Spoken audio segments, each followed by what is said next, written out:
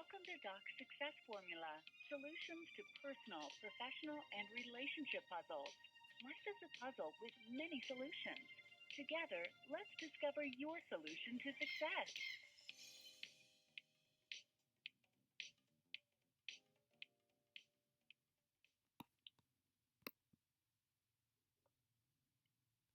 Hello, hello, hello, everyone. Happy Hump Day, happy Wednesday, happy Winning Wednesday to everybody out there. I'm Dr. Melissa Noland-Chester, your host for tonight's show. And I just want to thank everybody that is tuning in and thank you guys for joining in on our inaugural, or no, inaugural is the wrong word, folks, not inaugural, our premiere show. It's our first radio show, and we're super, super excited about it. And so the first thing we're going to do is kind of talk about who we are so that you understand why we're doing this show. Because one, everybody does not know who Black Educators Rock is. So we're going to start talking about who is Black Educators Rock, talk about the Black Educators Rock Network and our three super stations that we have under the Black Educators Rock Network. And so Black Educators Rock is a nonprofit for educators, for Black educators and those teaching Black children, or shall we say children of color. And it really is just about motivating educators to kind of stay in the fight, stay in the game. Um, and we do so through three areas of focus. And so our areas of focus are professional knowledge, instructional strategies and practices, and advocacy and empowerment. And so we have an annual conference that we do every summer to motivate educators to kind of get ready for the upcoming school year. We also have local chapters all across the country. And they do community service. They have meet and greets. They have professional development throughout the year. And again, it's just a resource, a networking avenue for educators to kind of have a safe space to kind of share resources, share frustrations, etc., in order to keep them motivated about this good fight that they're fighting for us and for our children. And so we created the Black Educators Rock Network in order to provide a media space for that same reason.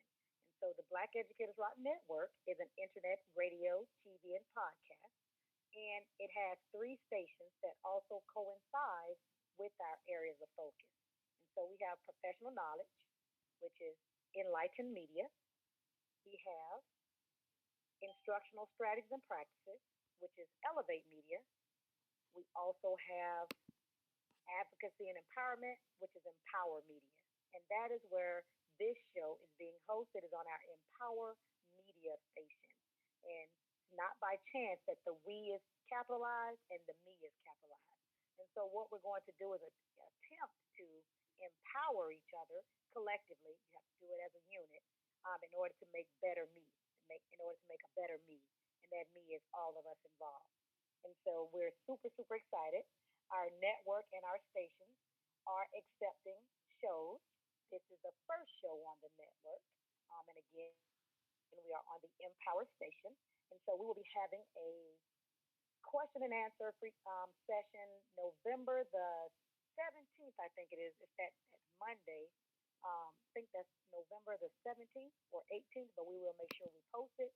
We'll have a Zoom call for those who are interested in having their own show on one of the stations. And again, Empower Media, Elevate Media, and Enlighten Media all are hosted under the Black Educators Rock Network, which again is a space for those who have something to say, something to share with educators. Be it you want to share lesson planning, student engagement, self care, whatever it may be, we want to provide you with a space to do so.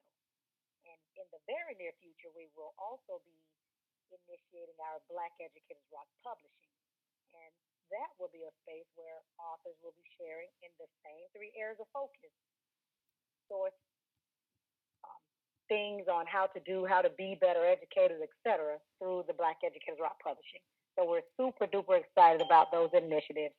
And if you want to find out more about the organization, you can visit blackeducatorsrock.org, or you can want to learn more about our conference, you can go to rockconference.org. And learn all about our organization. If you're an educator, you can join our organization. If you're a person who supports education, you too are welcome at Black Educators Rock. And so tonight, as my show's titled, we're going to be talking about success. And so the show is constantly going to talk about success in the three major areas of our life. We're going to be talking about success personally, success professionally, and success as it relates to relationships. And so before we can ever get into talking about success, I'm going to always make this point before every show that success, we know that's accomplishing goals. We know that's accomplishing popularity, accomplishing profit. Success can be defined by the individual, and it is something that is personal.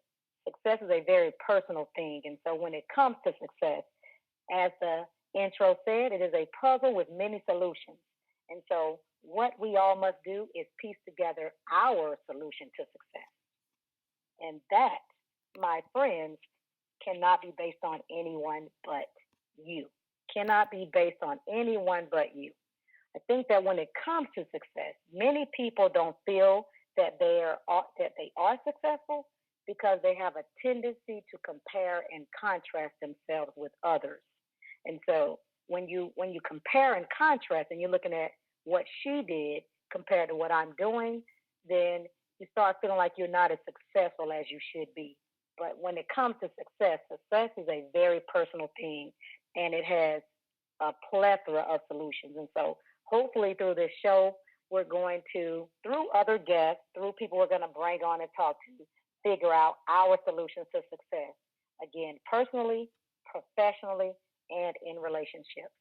And so tonight's show, we're not having a guest because tonight's show is just the introduction. It's just going to be about who your host is. I want my audience to understand who I am, how this came to be, etc. And so I'm going to talk a little about who I am and why should I have a show on success? Am I successful? Well, we're going to answer that question tonight. Do I consider myself successful? We're going to talk about that tonight. And so again, here you are listening to Doc's Solutions to Success. And again, we're going to have different guests who are going to come on and talk about that stuff, talk about it. It's not going to be interviewing. It's going to be conversations we're going to be having with different individuals. We're going to have entrepreneurs come on, leaders, people who are having success in relationships, etc. So we're excited to have our host coming on every week, and we cannot wait to announce who the first guest will be, and we'll be making that announcement this week. We will be posting that flyer with that first guest. And so getting back into success and talking about comparing and contrasting with other people, I'm going to talk about me and my success, quote unquote. So again, I am Dr. Melissa Chester. Who I am now, I am the CEO and a co-founder of Black Educators Rock. And Black Educators Rock, again, is a nonprofit for educators, but we started as a Facebook group. We started as a Facebook group back in 2015 and grew to over 150,000 Black educators in about 90 days. And so my other co-founder, who was one of my former college students, and I decided, you know what? We need to do more than just a Facebook group. We gotta get this nonprofit going. And so we started our nonprofit. And so I am, again, the co-founder and CEO of that nonprofit. I'm also a former college professor. I taught on the collegiate level for over 12 years, 15 years, starting back in 2000. I taught at Florida A&M University, which is where I obtained my bachelor's and master's degrees. I taught at Florida State University, which is where I obtained my doctoral degree. I also taught at the University of North Florida in Jacksonville, Florida. I also taught at Grambling State University in Grambling, Louisiana, and I taught online at Southern New Hampshire University. So a lot of experience as a college professor. And when teaching on the collegiate level, I was always involved in student organizations, being an advisor.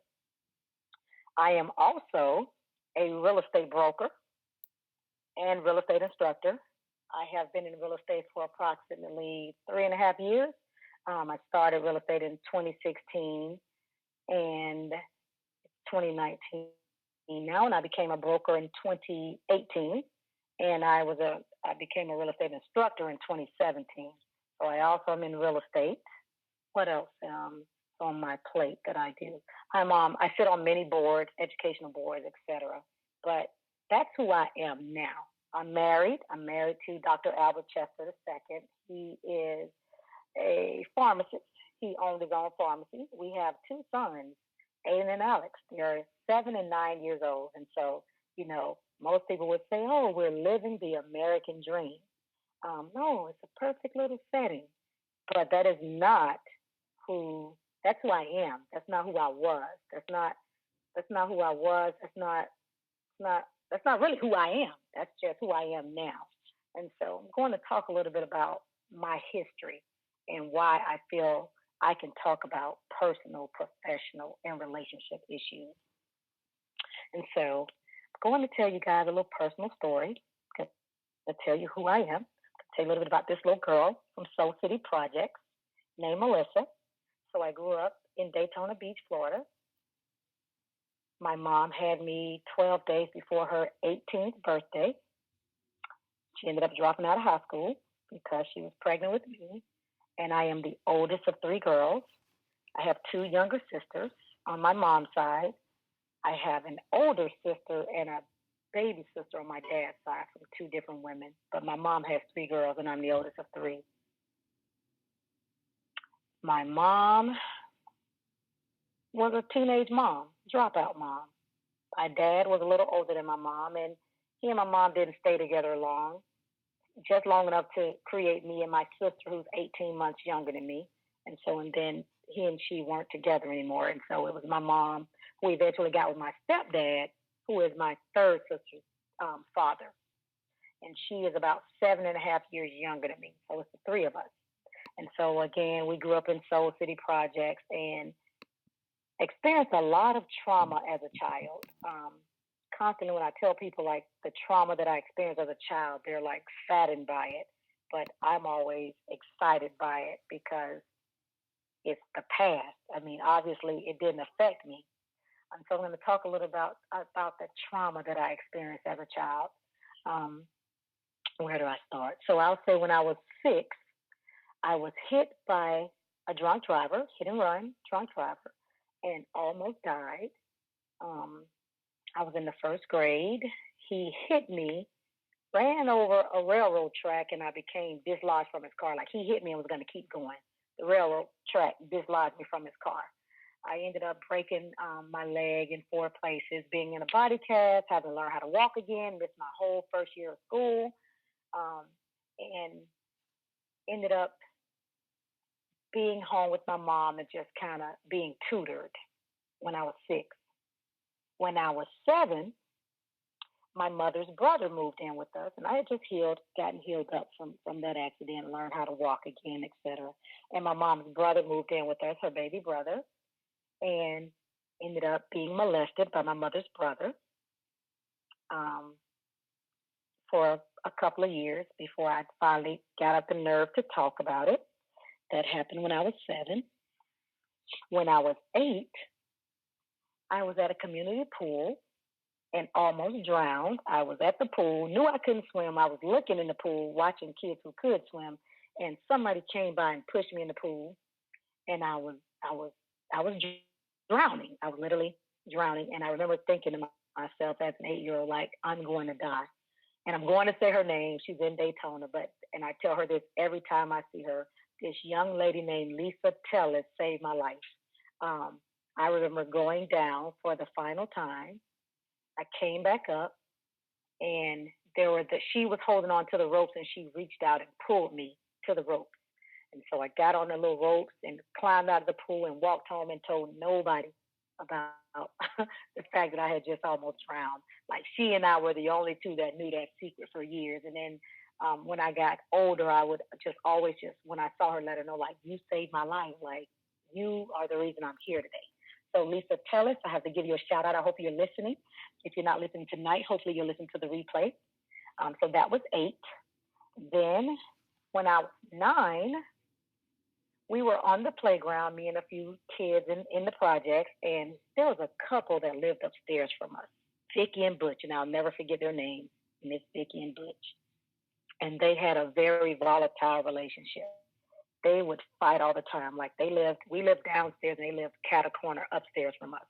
And we would just hear them just having these horrific fights constantly. Well, this one day, they were upstairs having a fight, and about 5 or 6 of us were on the playground playing right downstairs. And they were fighting. You could hear the breaking, the shattering. And I remember hearing her say, "I'm tired of this. I can't." She said, "I can't take this anymore, Butch." And it got very quiet in the house. And so, we all kind of looking upstairs, and Butch came running down the stairs, bleeding profusely. She had stabbed him. Vicky had stabbed Butch. He made it downstairs and collapsed. And Butch literally died on the playground in front of us. So you're talking about 6, 7, 8, and 9. 6 years old, hit and run, drunk driver, almost died. 7, molested by my mother's brother, my uncle. 8, almost drowned. 9, I saw someone take their last breath. And so before I had reached double digits, I experienced a lot of trauma in my life.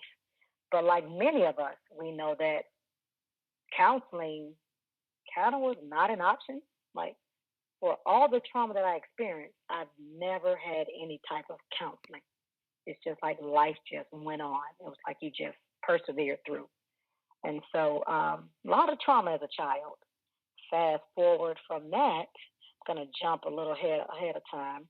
As an adult, well, not an adult, I'll say young adult, I ended up being at FAMU, going to FAMU as an undergrad, going on academic scholarship.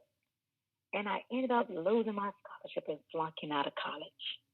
Flunked out of FAMU and ended up working at Subway as a sandwich artist for a couple of years. I did get back in school.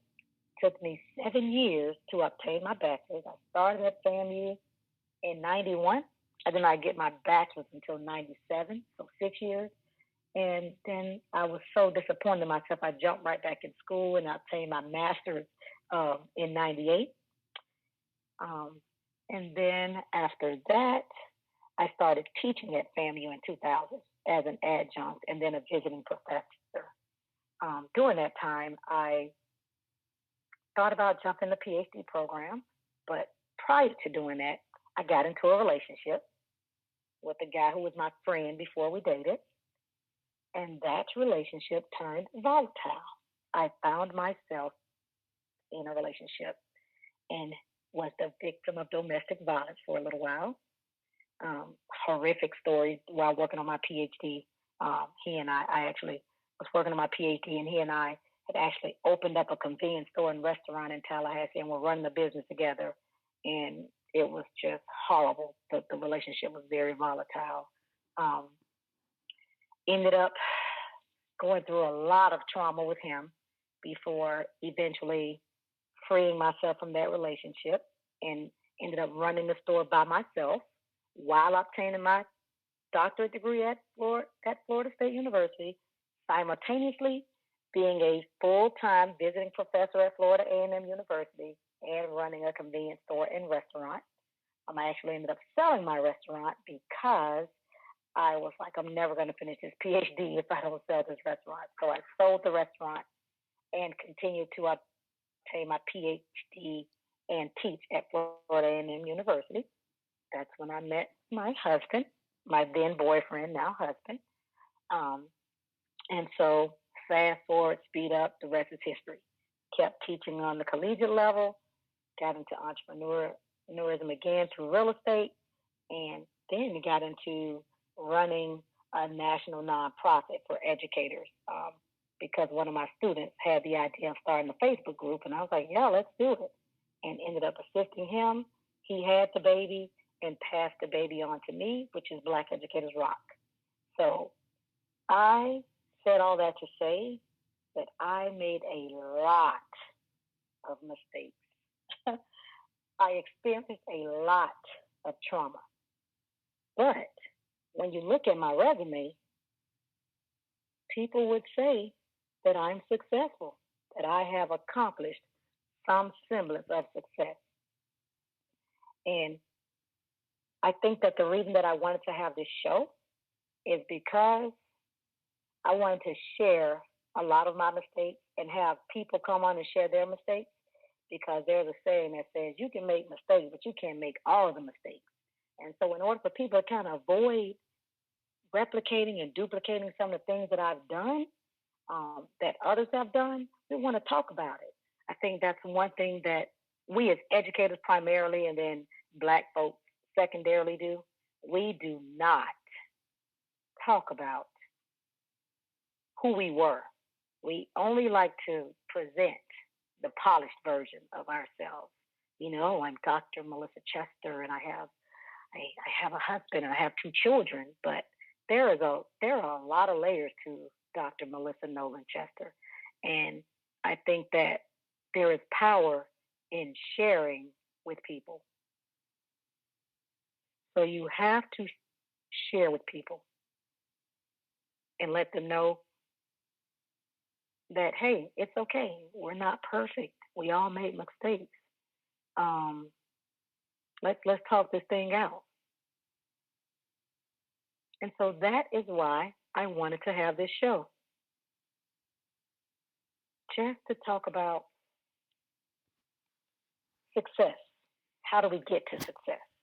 Again, bring on guests to talk about success. How do they accomplish what they consider to be success in their personal lives, or in their business lives, or in their relationship lives? And that is how the show was born. And again, it's falling up under that advocacy and empowerment for educators, for everybody, but primarily educators, because we deal with a lot of junk in school, and we have to make sure that we're okay in order to effectively deal with our children and our peers and our superiors at school. So this is why the show exists. Again, we'll be talking to a plethora of people, some educators, some entrepreneurs, business people, and just everyday people who want to share their story. They want to talk. They want to share what they've learned. That is why we're existing. So we're going to address questions like, how do you have a good relationship? How do you have a positive relationship? And in my opinion, in order to have positive relationships, you must first know you. You have to know who you are, understand your likes, dislikes, triggers, your love language, all those things in order to effectively communicate and to be in a relationship that is fulfilling and that is reciprocal. We're going to talk about reciprocity, how important that is in relationships. We're also going to talk about professional issues. One of the biggest ones, work-life balance. How do you maintain a work-life balance? How do you stay excited about your job, your occupation? How do you move forward? How do you advance in your profession or occupation? So all those things we're going to address. We're also going to talk about personally, self-care, physical, emotional, psychological self-care. Going to bring on people who believe in mindfulness and affirmations and energy, and we're going to talk to people who are spiritual and who just all those things, just to kind of figure out, what works for me, what helps me to be a better me. And so those are all plans for this program. So we're super, super excited about it. We cannot wait to bring on guests to talk about it. We can't wait to have you guys host shows on the network and on the stations. And so what we're going to do tonight is just kind of, again, have a brief conversation with me, and I'm going to allow you guys via the internet or through the phone line to ask any questions or share any comments or insights or suggestions or things that you like to hear, things that you like to see, or if you have a piece of advice tonight, we're going to open up the lines to you guys to have an opportunity to talk. So, if you're on the line and you would like to say something, we're going to have our engineer. She's going to unmute the lines sporadically and ask, hey, you have any questions? And if you don't, you can say no, not at this time, or you want to say anything. And then we're going to get back to the show. Just talk for a few minutes more.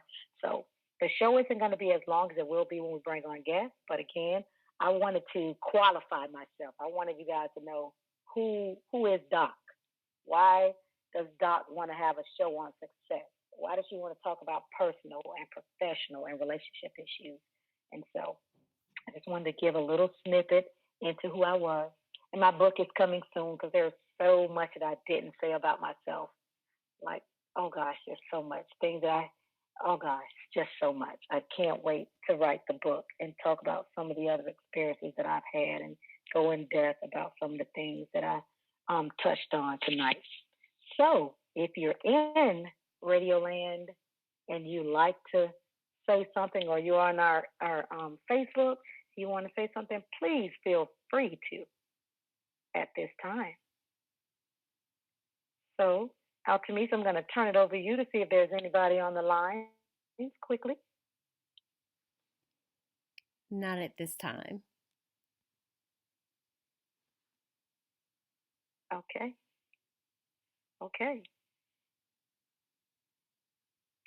So, professionally, I'll talk a little about, I'll start with professionally about me.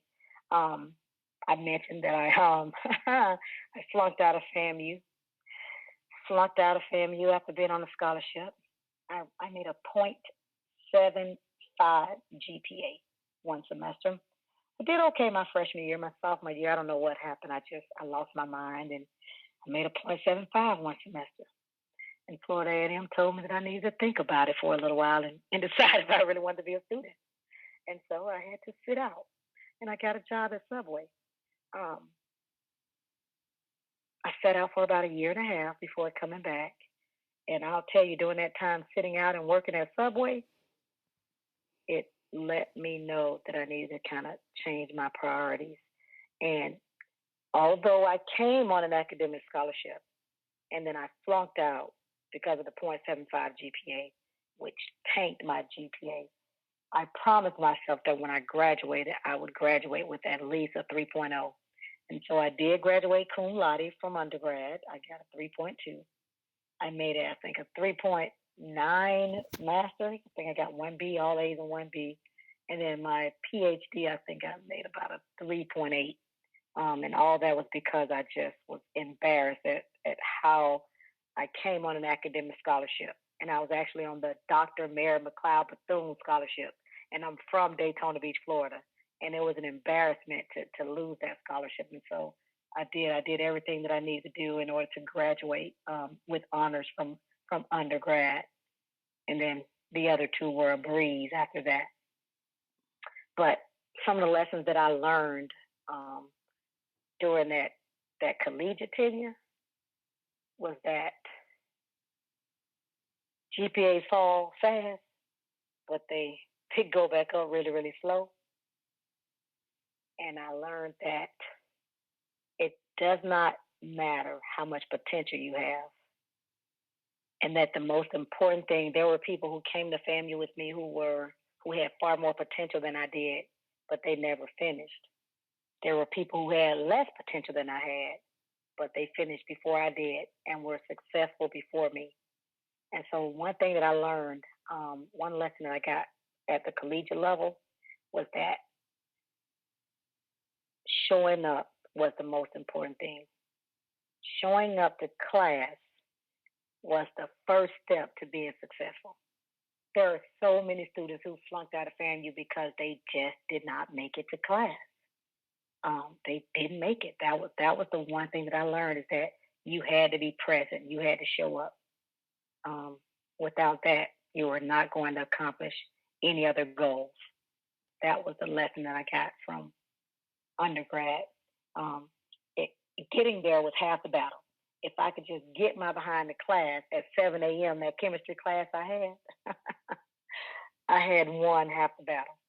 I think that was one of the biggest things I learned in my undergraduate, is that GPAs fall fast and get up and show up every day. And so that is something that I try to do in my everyday life now, is that I try to hold myself accountable. I make sure that I am a woman of my word. If I say I'm going to be there, I'm there. If I commit, you're going to have all of me. And I think that is one of the first things that people have to kind of learn how to adopt in order to be successful. Learn how to show up, not make excuses. You can make it happen, or you can make excuses. And I think that's the one lesson that I got from being at FAMU. Personally, I think one of the lessons I've gotten is that if you know me, you know that I am a super emotional person. I wear my emotions on my sleeve. And I don't think that's a bad thing. That there are some people that think that is a bad thing, but I don't think that's a bad thing. But I think you have to know who you are as a person when it comes to your emotions. And again, you have to know your triggers. And so when it comes to emotionally, the one lesson that I learned at FAMU was that even though I'm super emotional, I don't have to always voice my emotions. That's something that I learned to do, is not let everybody know how I felt, because I was a person who was considered an open book. You were going to always know how Melissa felt. And I think that's one of the major lessons that I got in undergrad when it came to personally. As it relates to relationships, and this is one that I've had arguments with girlfriends and significant others and relatives, but I am a firm believer that when it comes to relationships, you be honest with people. Even if you think they cannot handle it, honesty is the best policy. Case in point, and we're going to have this conversation. We're going to open this one up for a debate on another show, because we're going to have some men and women on talking about it.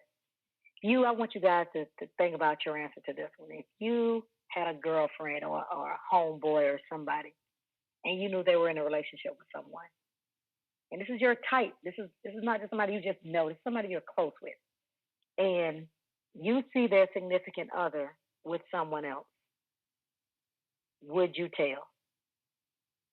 Would you tell? That is one question that when we would do our sister circles, or I would have the relationships and communication sessions that I would do at FAMU with some of the undergrads, that would be one of the first questions that I would pose. And then if you would, tell us why, and if you wouldn't, tell us why. And again, I'm of the mindset that you do tell. Now, it has come with repercussions, but at the end of the day, my premise was always, if it came out and they found out that I knew, how would they feel? I never wanted to be the one that they could say, you knew and you didn't tell me. And so if I knew, you were going to know as well. That's just something that, I stand by today. And there are different thought processes on it, but it's one that I know about myself. And so because I know that about myself and relationships, I'm very careful as to who I let into my circle, let into that, because you have to be close to me, because I know you can't do that with everyone. And so all those are things that we're going to be talking about, just personal, professional, and relationship issues. And again, tonight, we weren't having a guest because it was just about you getting to know who your host is, who is going to be the person on the other line. And so with that being said, I'm going to end it for tonight and let you guys know that next week we will have a guest, and we will be talking about solutions to success. And again, just hearing how they view success and do they consider themselves successful and what advice they would like to give. And so I'm going to bid you all good night and thank those who tuned in to listen live and thank those who are going to listen to the playback. And again, wish you a winning Wednesday. And I will see you guys next week. Thanks. Have a great night.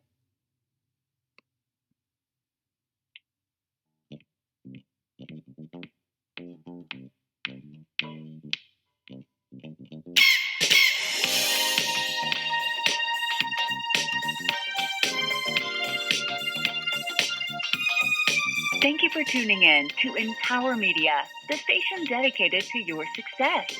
Join us next week as Doc speaks with authors, educators, entrepreneurs, leaders, and speakers about their journeys to success.